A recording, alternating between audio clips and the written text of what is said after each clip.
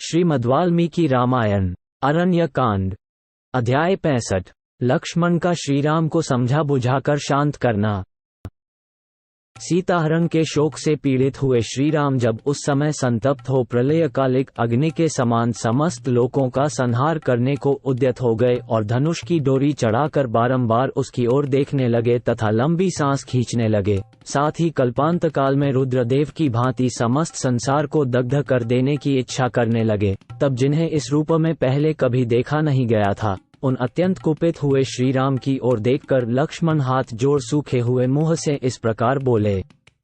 1-3 आर्य, आप पहले कोमल स्वभाव से युक्त, जितेंद्रिय और समस्त प्राणियों के हित में तत्पर रहे हैं। अब क्रोध के वशीभूत होकर अपनी प्रकृति स्वभाव का परित्याग न करें। चंद्रमा में शोभा, सूर्य में प्रभा, वायु में गति और पृथ्वी में क्षमा जैसे नित्य विराजमान रहती है, उसी प्रकार आप में सर्वोत्तम यश सदा प्रकाशित होता है। आप किसी एक के अपराध से समस्त लोकों का संहार न करें। मैं ये जानने की चेष्टा करता हूँ कि यह टूटा हुआ युद्ध उपयोगी रथ किसका है, अथवा किसने किस उद्देश्य से जुए तथा अन्य उपकरणों सहित इस रथ को तोड़ा है, इसका भी पता लगाना है। राजकुमार, ये स्थान घोड़ों की खुरों और थके पहियों से खुदा हुआ है, साथ ही खून की बूंदों से सिंच उठा है।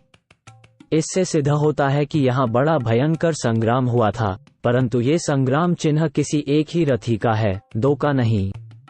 वक्ताओं में श्रेष्ठ श्री राम, मैं यहाँ किसी विशाल सेना का पदचिन्ह नहीं देख रहा हूँ, अतः किसी एक ही के अपराध के कारण आपको समस्त लोकों का विनाश नहीं करना चाहिए।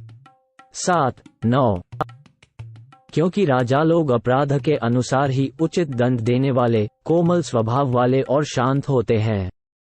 आप तो सदा ही समस्त प्राणियों को शरण देने वाले तथा उनकी परम गति हैं। रघुनंदना, आपकी स्त्री का विनाश या अपहरण कौन अच्छा समझेगा? जैसे यज्ञ में दीक्षित हुए पुरुष का साधु स्वभाव वाले ऋत्विज कभी अप्रिय नहीं कर सकते, उसी प्रकार सरिताएं, समुद्र, पर्वत, देवता, गंधर्व और दानव, ये कोई भी आपके प्रतिकूल आचरण नहीं कर सकते। राजन, जिसने सीता का अपहरण किया है, उसी का अन्वेषण करना चाहिए। आप मेरे साथ धनुष हाथ में लेकर बड़े बड़े ऋषियों की सहायता से उसका पता लगावें। हम सब लोग एकाग्रचित हो समुद्र में खोजेंगे, पर्वतों और वनों में ढूंढेंगे, नाना प्रकार की भयंकर गुफाओं और भांति भांति के सरोवरों को छान डालेंगे तथा देवताओं और गंधर्वों के लोकों में भी तलाश करेंगे।